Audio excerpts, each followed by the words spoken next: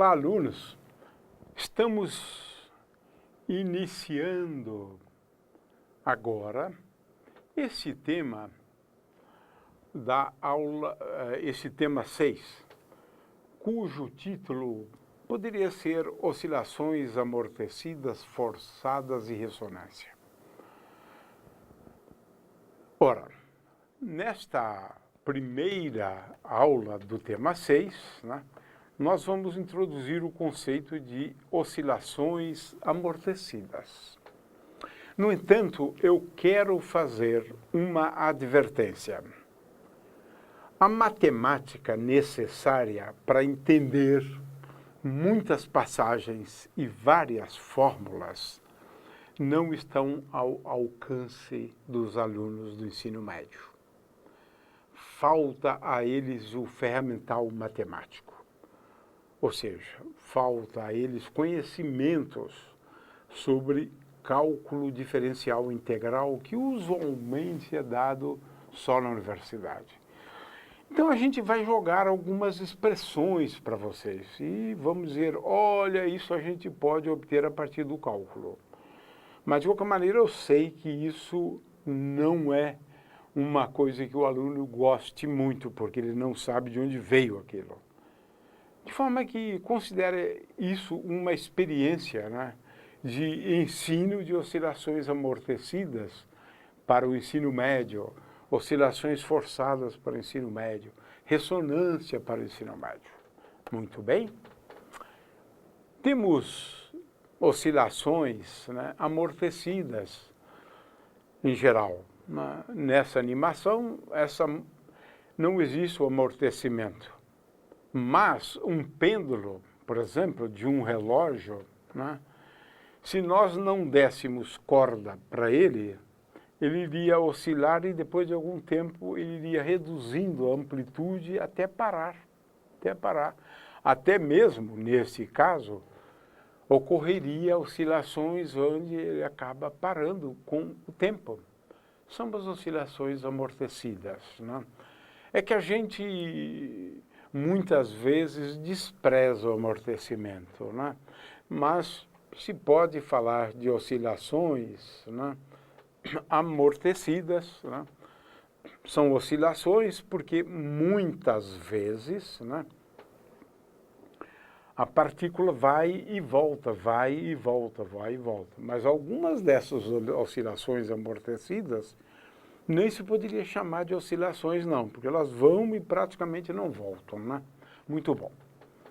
Agora, por que acontece as oscilações amortecidas? É porque quando uma partícula qualquer, né, se movimenta num fluido, o fluido exerce uma força sobre ela, né?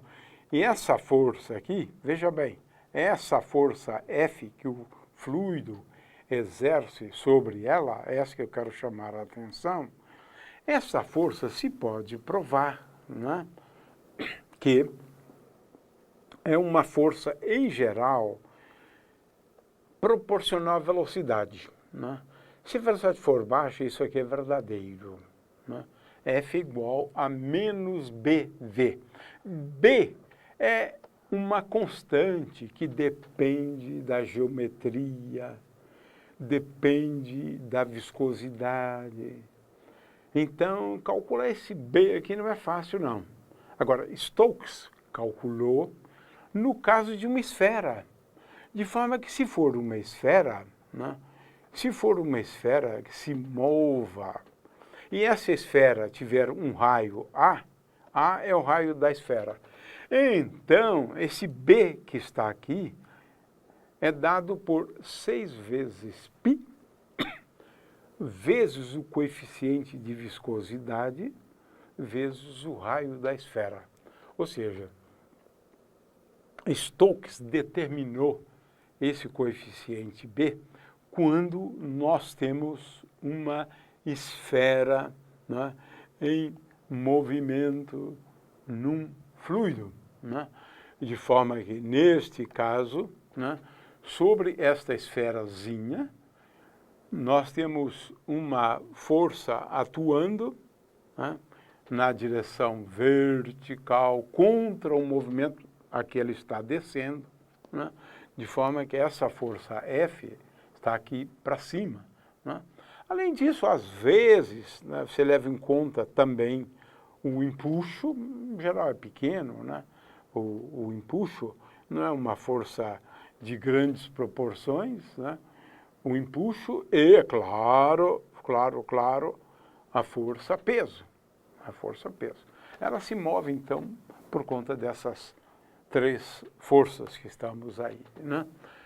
É claro que, depois de um certo tempo, a velocidade da partícula é constante. É quando essa força se iguala à força-peso, né? Que nós temos, então, aqui esta expressão. Portanto, em princípio, eu posso até mesmo determinar o B a partir dessa expressão. Esse é o caso de um paraquedas, por exemplo, né? Você tem essa força viscosa, né, que se equilibra com a força peso. De forma que essas forças viscosas você pode testar, né, por meio de experimentos, né, como esse aqui, colocando bolinhas, né, no interior de um fluido, que pode ser uma...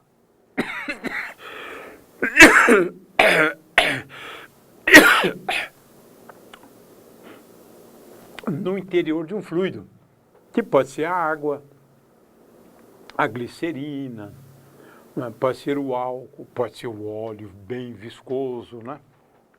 A gente pode, inclusive, né, determinar, né, essa força viscosa, colocando, por exemplo, para cada tipo de fluido ou líquido que você tem, né, em princípio você pode determinar esta força em função do coeficiente, né, B, que no caso de uma esfera é igual a 6 vezes π, né, vezes o coeficiente de viscosidade vezes o raio da esfera. Muito bem. Agora eu tenho um oscilador harmônico, né, que está inserido, cuja massa está inserida num fluido, como tenho aqui. Está um oscilador, né, inserido num fluido viscoso. Então, a equação de movimento, segundo a lei de Newton, né, ela é dada por essa expressão aqui.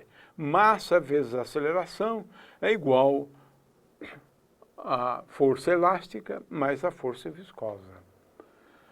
Vamos introduzir duas constantes. Ômega zero ao quadrado igual a K sobre M. Ômega zero, então, é a frequência natural do oscilador harmônico. E essa constante, que tem a ver com o amortecimento da força. Gama igual a B sobre M. Ômega zero e ômega têm a mesma dimensão, 1 sobre tempo. Né? Então, devemos ter isso sempre em mente, né? Agora, devemos analisar 3 casos, né? Eu vou fazer isso de uma forma muito rápida, porque só 2 expressões, né? Então, fica difícil para o aluno acreditar até mesmo nessas expressões, né? Se o fluido for muito viscoso, gama é maior do que 2 vezes ômega zero. Veja, como eu disse antes, essas 2 grandezas têm a mesma dimensão, então eu posso compará-las, né? Neste caso, praticamente não existe oscilação, porque a posição da partícula em função do tempo depende só da função exponencial. Decresce rapidamente. Se o fluido for muito viscoso, é isso que vai acontecer. Praticamente não oscila. Ela vai e para. O pêndulo dentro do fluido vai e para. Essa expressão, não é preciso guardar isso na cabeça, né? Mas só para saber, né, o que acontece. E essas 2 constantes aqui dependem das condições iniciais. A velocidade tem essa forma horrorosa aqui, né? Tem muitos termos, né? Mas essas constantes A e B dependem da posição inicial e da velocidade inicial. Se a velocidade inicial for igual a zero, então você pode determinar esta relação entre B e A. É isso só que a gente pode dizer, já que a gente não consegue explicar de onde isso vem. Tem um caso interessante também, de oscilações amortecidas criticamente, né? Neste caso, esse caso acontece quando existe uma relação bem simples entre gama e ômega zero. Gama igual a 2 vezes ômega zero. Neste caso, sem provar, né? Porque fica difícil para os alunos entenderem isso, já que não tem o cálculo, a solução daquela equação de movimento, né? Então você pode obter a posição como função do tempo e a velocidade como função do tempo, em termos de duas constantes de novo, né? Que são essas constantes aqui, A e B. E essas constantes A e B são determinadas a partir das condições iniciais. Aqui eu tenho a posição e aqui eu tenho a velocidade, né? Aqui eu tenho a velocidade como função do tempo. É ruim, porque o aluno não sabe de onde vem nem x e nem a velocidade. Mas a gente obtém isso resolvendo a equação de movimento. Mas isso foge ao escopo do ensino. E nesse caso, de novo, a partícula praticamente não oscila, né? Temos um último caso, né, que é no regime subamortecido, oscilações subamortecidas. É quando o coeficiente de viscosidade não é muito grande, né? Não é muito grande. Então, nesse caso, B, né, ou melhor, podemos também escrever assim, né, gama é menor do que 2 vezes ômega zero. Essa aqui é outra maneira de escrever isto, né? Agora é uma situação já mais interessante, né? Nós temos oscilações nesse caso, não é algo, não, nós temos oscilações, porque realmente temos soluções que dependem do cosseno e do seno, mas essas oscilações são atenuadas, porque tem aqui um termo e elevado a menos gama t sobre 2, e elevado a menos gama t sobre 2, né? E essa frequência de oscilação agora, ela é dada por esta expressão, raiz quadrada de ômega zero ao quadrado menos gama sobre 2 ao quadrado. De forma que essa curva aqui, que eu gostaria de ressaltar, esta curva aqui é a curva E elevado a menos gama t sobre 2. De forma que a amplitude, à medida que o tempo vai passando, vai se reduzindo. A partícula começa a se movimentar com essa amplitude e agora já se reduziu essa amplitude por esse fator aqui. Depois por esse fator aqui. De forma que a amplitude vai se reduzindo paulatinamente, né? E aqui, então, eu tenho gráficos, né, típicos, né, das três situações, né? Esse gráfico aqui, o primeiro, né, esse é x, né, e aqui eu coloco dividido pela amplitude, né? O fato é que este caso aqui é o caso em que não há amortecimento, nós desprezamos as forças viscosas, né?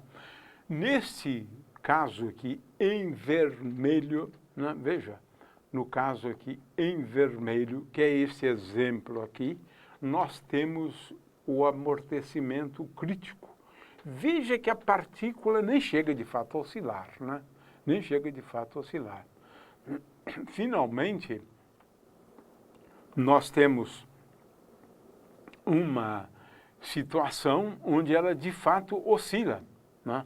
Mas a amplitude a amplitude, né, vai decrescendo com o tempo, né? E este caso aqui, corresponde a esta curva aqui. Finalmente, nós temos esta situação onde o fator de amortecimento é muito importante. E vejo, de novo, falar aqui em oscilação até é um exagero, porque a partícula praticamente não oscila. Então, vamos ver esses gráficos agora de uma forma animada, né? Vamos analisar cada um desses casos, né? Claro que temos aqui no caso do azul, né, onde você não tem efetivamente amortecimento, né? Só para lembrar, né, essas forças viscosas, elas são forças dissipativas, dissipam energia, de forma que há uma perda de energia. Essa perda de energia é dada pela potência, energia por unidade de tempo perdida. E essa potência, ela é dada por menos B vezes V, que é a força, vezes a velocidade. Então é menos B vezes V ao quadrado. Essa é uma coisa que eu gostaria apenas de chamar a atenção. E para encerrar, né, é quase que obrigatório a gente assistir, né, a este vídeo aqui que aborda os 3 casos de amortecimentos, né, mas agora fazendo experiências. Nesta demonstração usaremos detergente líquido, shampoo, água, um tubo de vidro numa base de madeira e um pedestal com um sistema massa-mola.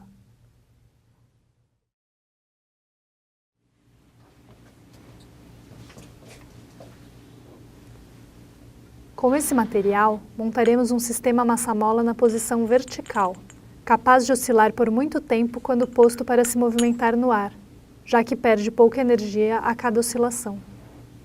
O sistema comporta-se como um oscilador harmônico simples, cujo período depende dos valores da massa e da constante elástica da mola.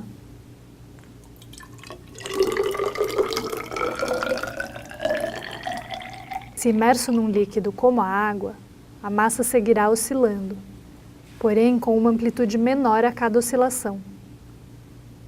Este tipo de amortecimento é chamado de subcrítico, cuja característica é a diminuição da oscilação de forma lenta e gradual, resultando em um amortecimento fraco.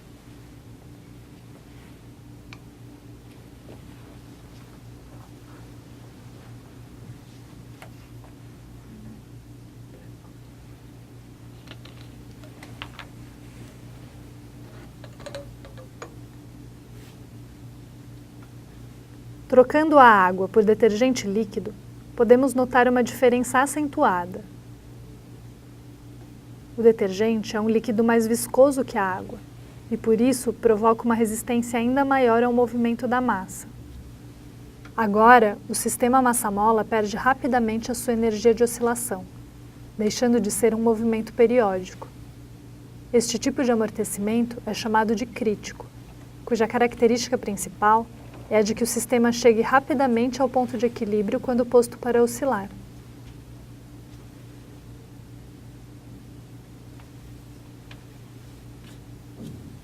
Esse sistema é ideal, por exemplo, para amortecedores de veículos em geral.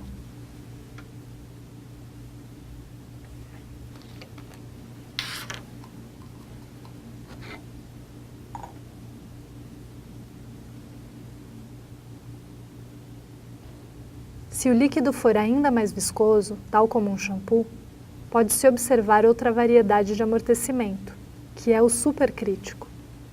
Nesta situação, o sistema se move de forma ainda mais lenta por causa da maior viscosidade. Assim, podemos ver como ele demora mais até chegar ao ponto de equilíbrio quando posto para oscilar.